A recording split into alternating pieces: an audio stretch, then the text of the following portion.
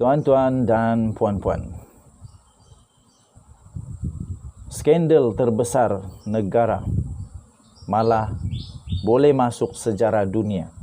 Skandal kewangan terbesar pernah tercipta di seluruh dunia sehingga membabitkan banyak negara, banyak pihak berkuasa, dan membabitkan terlalu ramai orang-orang besar yang ternama, termasuk daripada Abu Dhabi, UAE, dan banyak lagi nama-nama besar yang bakal akan muncul selepas ini apabila mahkamah di Amerika Serikat satu persatu mendedahkan melalui keterangan-keterangan bersumpah daripada Tim Leissner, bekas pegawai bank, orang yang penting di dalam skandal ini, orang yang sangat penting sebagai saksi utama. Kita berharap beliau terus selamat supaya kes ini dapat diselesaikan dengan baik. Tuan-tuan dan puan-puan, saya terkejut kerana rupa-rupanya di dalam satu laporan terkini, menurut kenyataan Tim Leissner di Mahkamah Amerika Serikat, keterangan ini telah diberikan di Mahkamah Amerika Serikat. Jadi keterangan ini adalah keterangan yang bersumpah. Saya fikir keterangan ini adalah keterangan yang benar di mahkamah.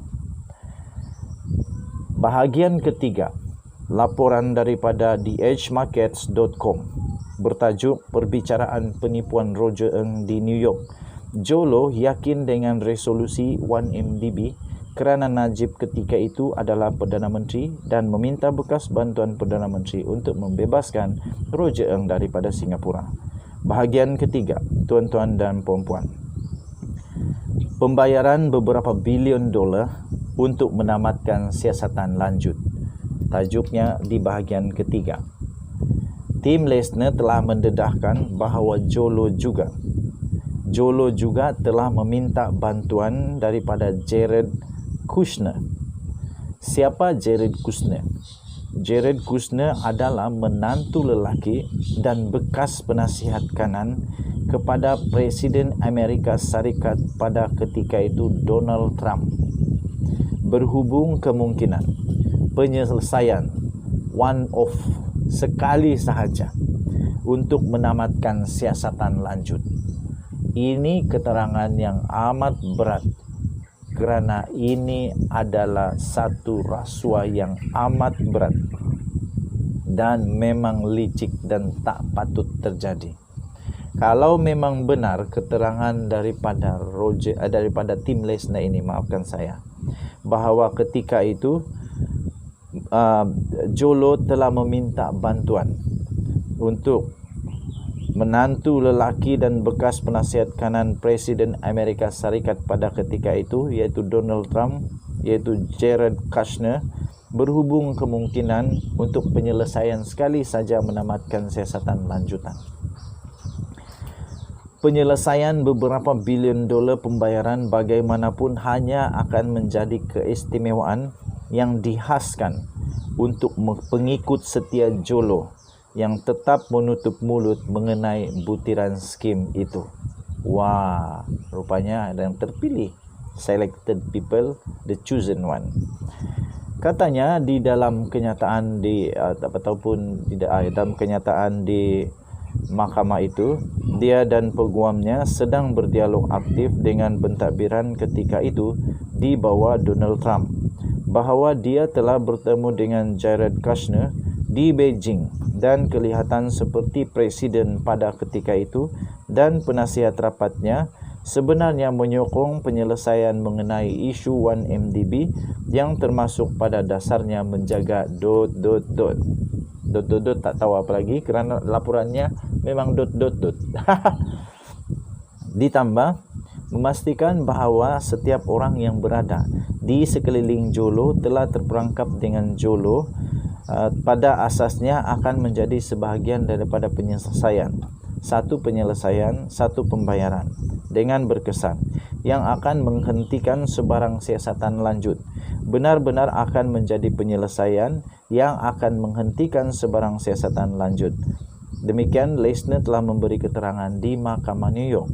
bagaimanapun, Jabatan Kehakiman DOJ tidak mengambil bahagian dalam perkara itu, dan oleh kerana itu penyelesaian itu tak jadi, kerana penyelesaian itu menjadi penyelesaian yang goyah, kata Tim Leissner sambil menambah di peringkat tertinggi dalam kerajaan Amerika Syarikat yang telah dipersetujui.